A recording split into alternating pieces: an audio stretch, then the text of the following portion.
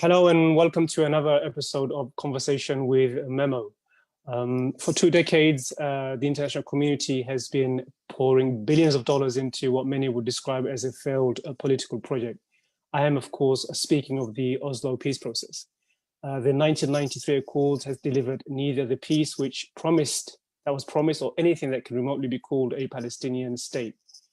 A key feature of the Oslo process is the aid package received by the Palestinians to develop state institutions and lay the foundations of what was to be a two-state solution. The unchallenged and the ongoing entrenchment of Israeli occupation has made this all but impossible. Under Trump's so-called deal of the century, the focus has now shifted from ending Israel's occupation and any kind of political solution based around the parameters of international law. Instead, the offer on the table is an economic peace, some would say a bribe for the Palestinians to forego their rights in exchange for permanent Israeli presence.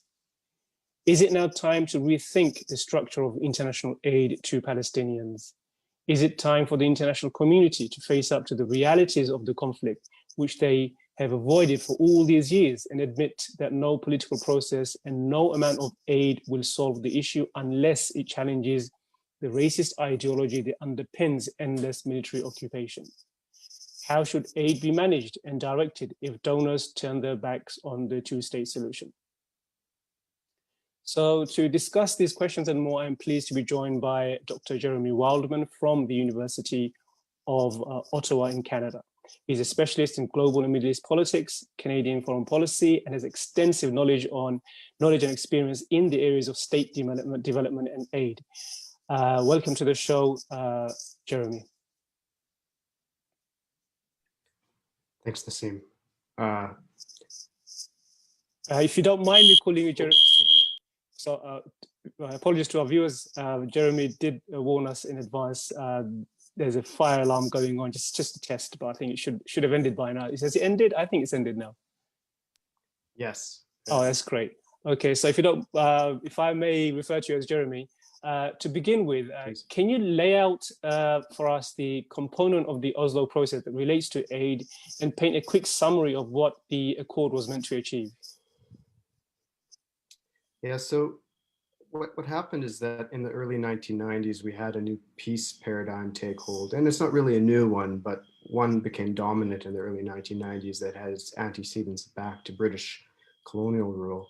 And that was centered around the Oslo peace process, which happened also without coincidence as the communist bloc sort of disintegrated. And in that time, what happens is Western donors really step in. I'm not going to get into the political aspects of the Oslo peace process so much, but Western donors step in and start to give funding. And the model they use is what I describe as sort of a liberal, or even more appropriately at the time, neoliberal approach, which, as you mentioned, was meant to invest in Palestinian institutions, but also to make the Palestinians capitalist, to, like, specifically, there are terms used along this line, to catch, the idea is to catch the Palestinians up to Israel democratically so that Israel can have a partner for peace. I know that might even sound a little bit offensive to some of the listeners, but that was the general attitude at the time, that this is a poor, undeveloped, less democratic society, and that for Israel to really live in peace in the region, it needs a partner that it could have for peace. It's not the only approach. That's sort of the liberal and neoliberal approach. Also, you had Western realists at the time that realized that for the Palestinians to agree to this accord, where the Palestinians were effectively surrendering their claim to lands in 1948 that the Palestinian refugees come from, in order to have a state-lit, almost say a state-lit on 22% of the historic Palestine, they needed to have something in return for participating in peace. So it's sort of an investment in peace. It provides some funding to make up for a deal that might look less than what Palestinians want. On the Palestinian side at the time, this is sort of people in society who've been devastated by the Nakba, by half their population being turned into refugees, being removed to 20% of their historic land, constant conflict and actually a process of de-development where their economy had been shaped since 1967 to the benefit of the Israeli economy. So they needed funding as well to invest in their institutions. I would add there's a real irony that other sort of approach, the one Western approach that they needed to catch up the Palestinians, that this was expected of a people of Edward Said, of one of the more talented and educated populations that actually has built up many countries around the world. So really, on the Palestinian side, what they needed were resources, and that was part of the agreement, is that if we participate in the peace process, we get resources in addition to political freedoms and the chance for self-determination. So I mean, you mentioned at the beginning that you want to steer away from the political aspect of it, and also to an extent. To an extent, although that cannot be avoidable, of course. And you mentioned de-development. That's something we want to focus on today: the de-development of Palestinian economy. Oslo, as we know, was supposed to last 5 years, where all the final status issues were to be resolved within the framework of international law, but it didn't. Aid continued to be given despite the obvious failings of the Oslo process. We are now in 2020.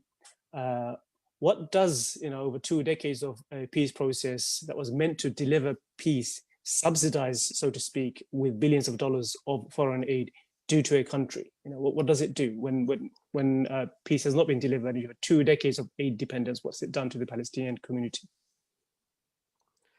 Well, yeah, when I say politics, avoiding sort of the political aspect of the peace process, I'm referring more to the peace plans that have been floated over the years, and there's sort of several variations that go back to the 1930s and 1940s.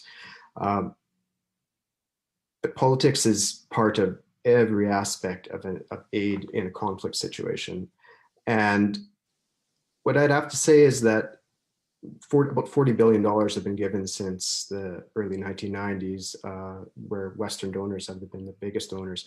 That money wouldn't be being given still if there were not some purpose, if we weren't having some sort of success. So the success is clearly not what we would consider the peace process, as in Israelis and Palestinians living in peace and prosperity, and there being really no need for foreign aid.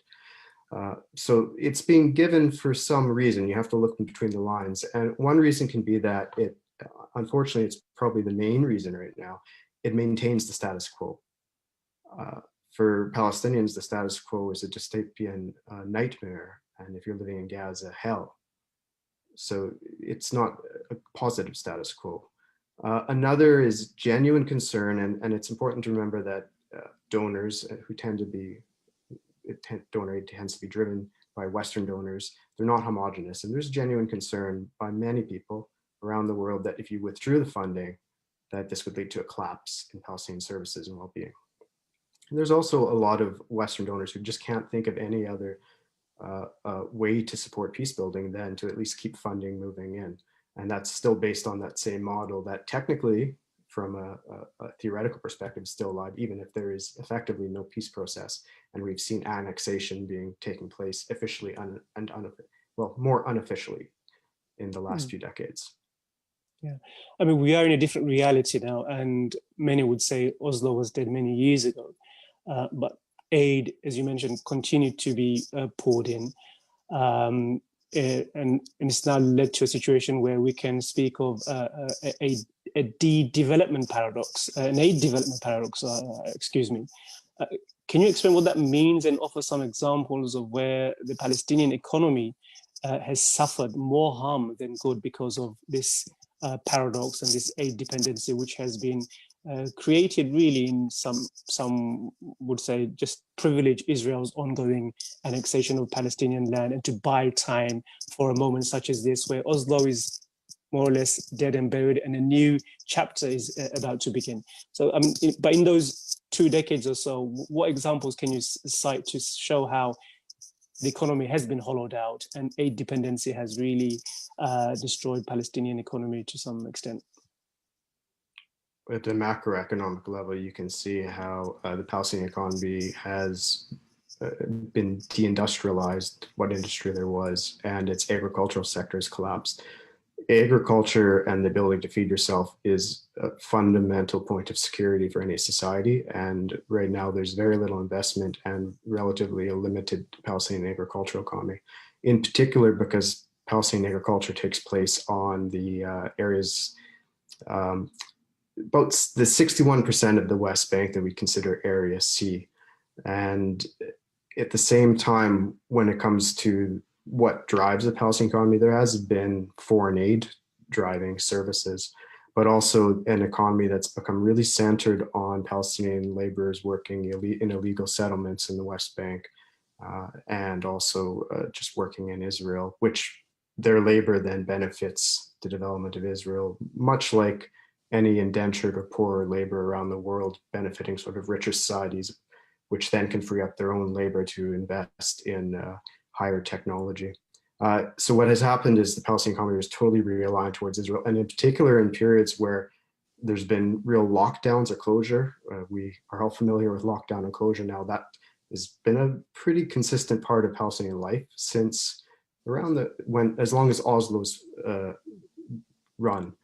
And in those periods, foreign aid has often had to come in and sustain the Palestinian economy, which creates this crazy sort of economic situation where you have Palestinians importing a great deal of goods, usually from Israel, but not being able to export, both because people can't move, because the economy can't function, and also there's many trade barriers that Israel puts up towards Palestinians, including in industries that might be competitive. Little examples can be when Palestinian telephone companies or ICT, let's say, are not allowed to upgrade their infrastructure at the same rate as Israeli ones in order for Israeli companies to poach Palestinian customers in the West Bank, because maybe maybe Cellcom can provide better service than Jawal because of this little sabotage. There's many sort of reasons that the Palestinian economy can't flourish in a system of inequality.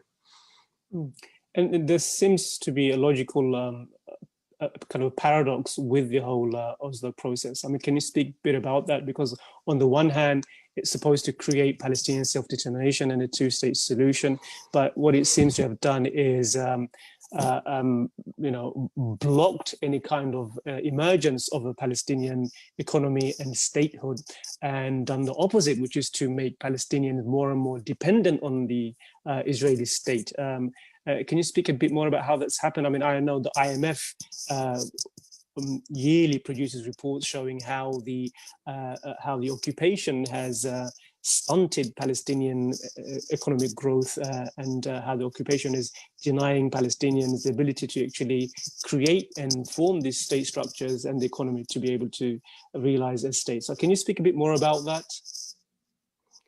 Well, every single sort of model for Israelis and Palestinians is that they're forced to live together. I mean, this is every sort of peace plan, every political outcome that has been modeled,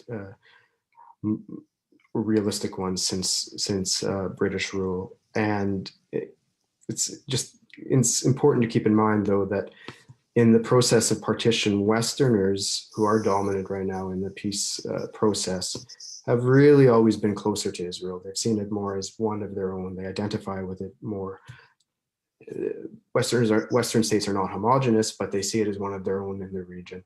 And they tend, in general, and there's a lot of historical reasons too, such as the Holocaust and guilt from the Holocaust, and support for a Jewish national homeland, and also religious reasons in the West, that they've always favored the Israeli narrative, and the Palestinians have almost been an afterthought.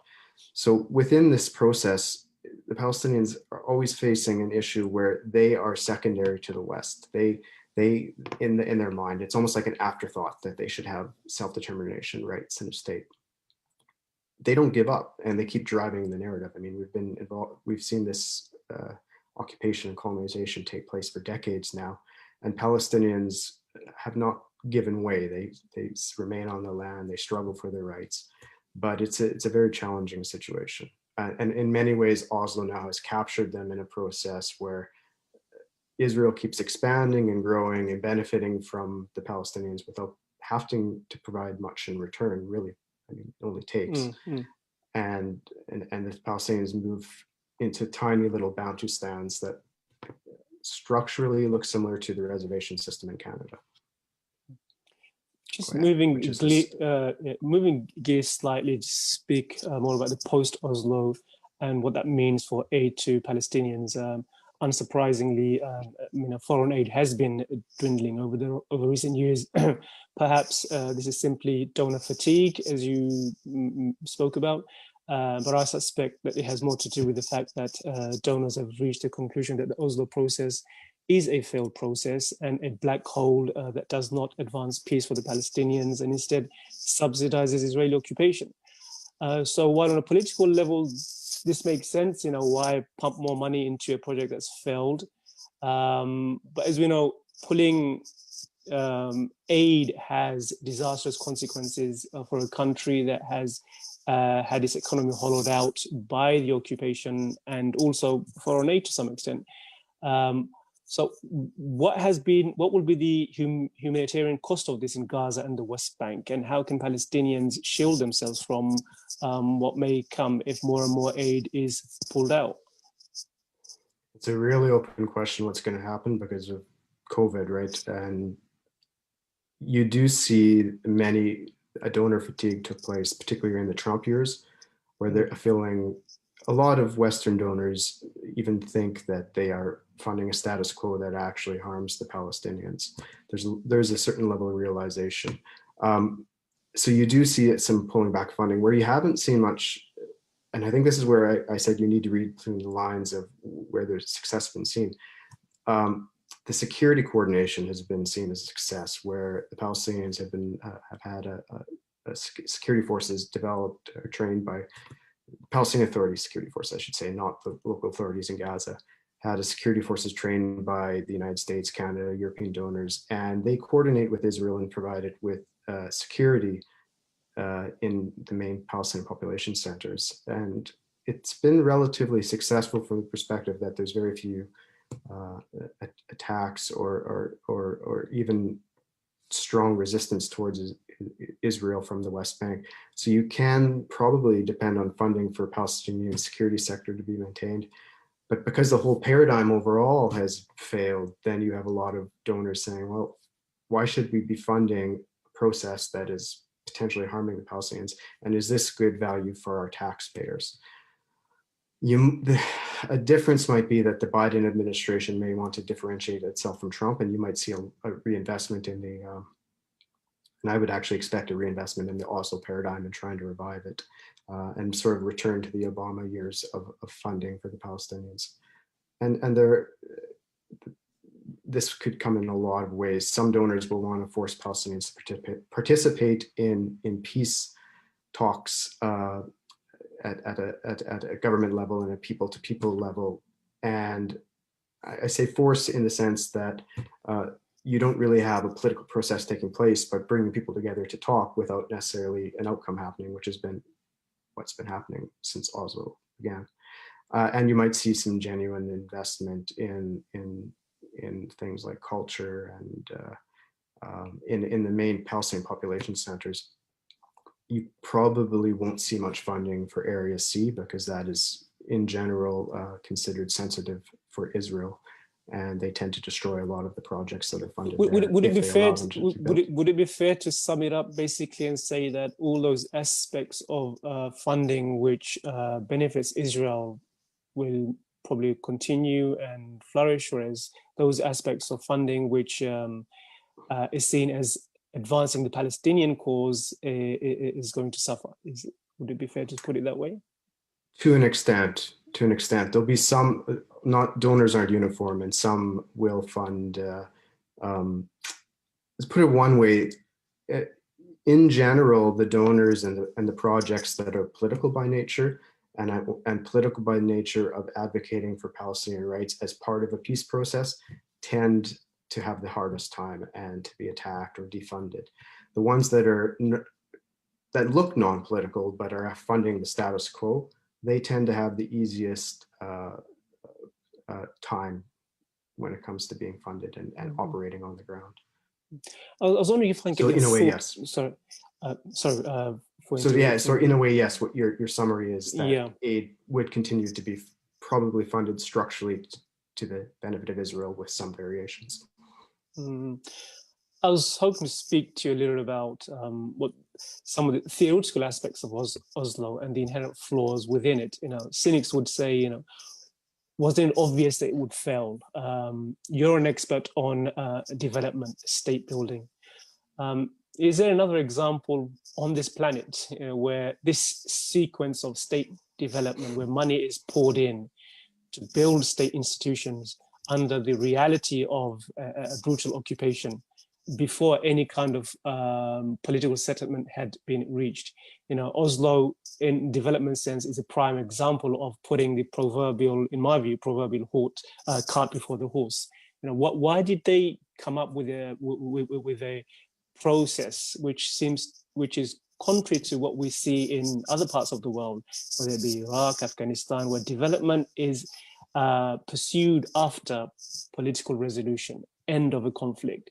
So you have a solution after which you have development. But here in Oslo, you seem to have a development which is in advance of any kind of political resolution, recognition of rights, boundaries.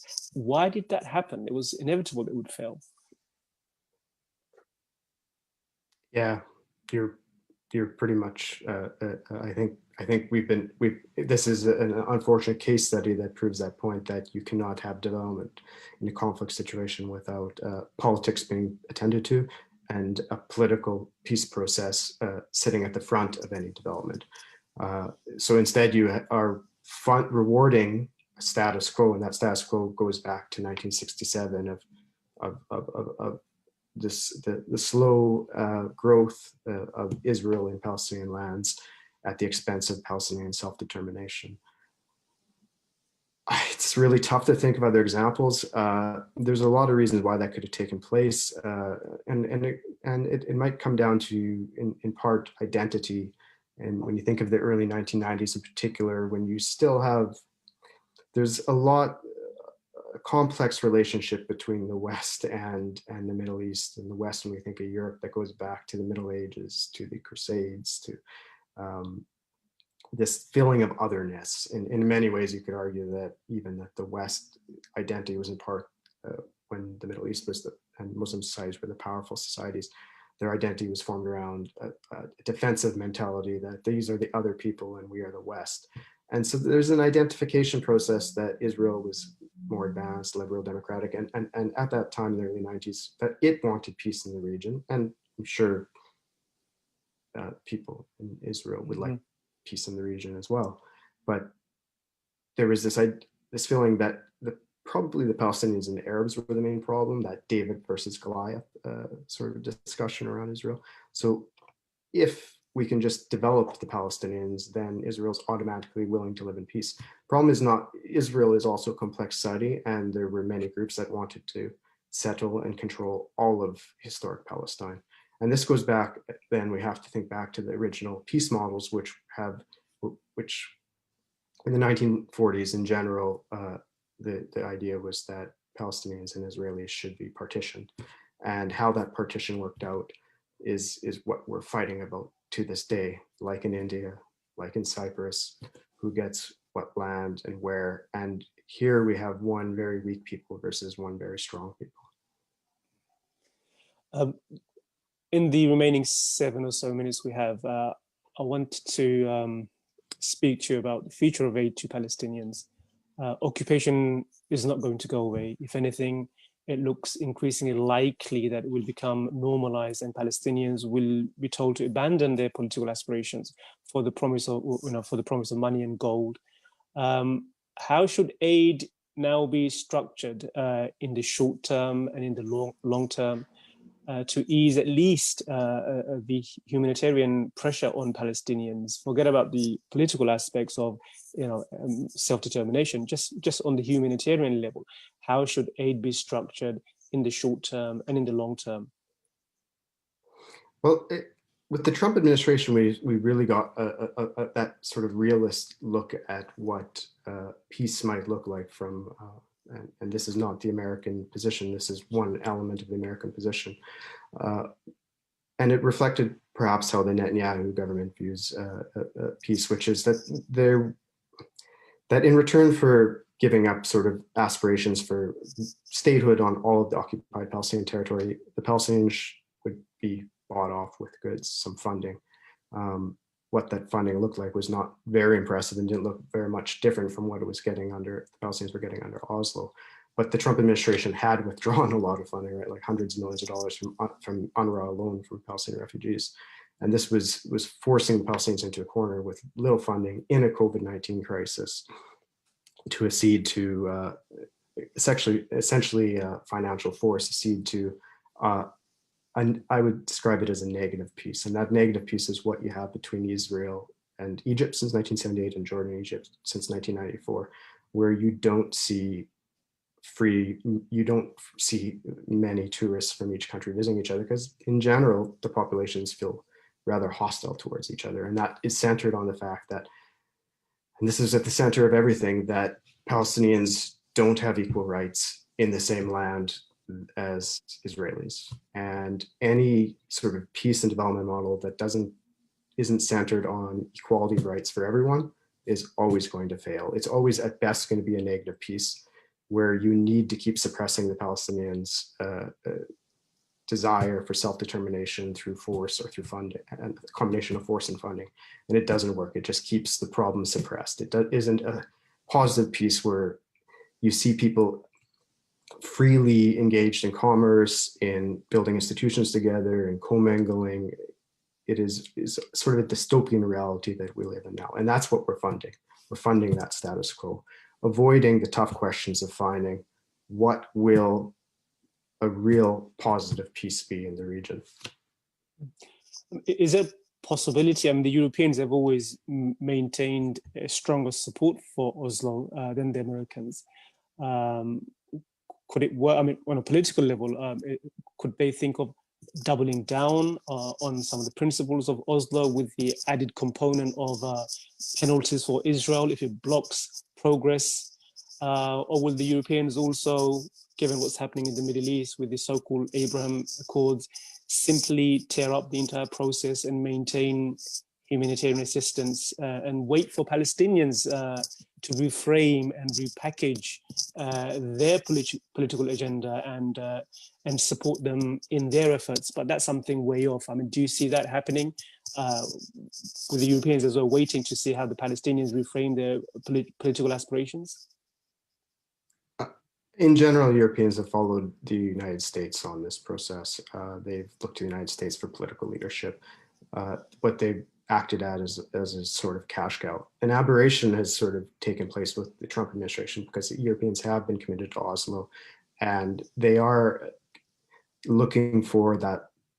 Their ideal would, even if maybe they have flaws in their approach, their ideal would be that positive peace I described, where people live comfortably with one another and are willing to live with one another in the region. But in general, they follow the United States. And there is, you are right, a threat with the Abraham Accords. Countries tend to look at each other as almost like people on the world stage, and they don't look necessarily within other countries. This is not universal, but in general, countries look at as governments are the main thing, and they don't look at movements within countries as being a priority. And they might just think, well, if a lot of regional countries are making peace with Israel, let's just move on from this. We've had enough. Since World War II, Israel and Palestine have been at the center of conflict in much of the United Nations issues. Can we just move on? We're tired. You might have that threat because Oslo seems to have failed. Maybe people just want to move on. And this looks like a new opportunity for peace. The challenge is that it's not necessarily a structurally sound peace, because it's again built on the suppression of Palestinians. And we just know that in the Muslim world and in the Arab world, there's a lot of sympathy for the Palestinian cause. Fortunately, we have. You can't just move on. Sorry to interrupt you. You just can't move on without addressing the core issues. Yeah, of course. That's always the threat. I mean, the idea that you can simply buy peace or have an entire generation surrender all the historical rights. It's shoring up problems for the future. That's inevitable. Unfortunately, we have come to the end of our time, and I want to thank Dr. Jeremy Wildeman for joining us and giving us your insights and thoughts on this issue. Palestinians, as we know, on the aid front are likely to face a number of issues, and they'll be challenging.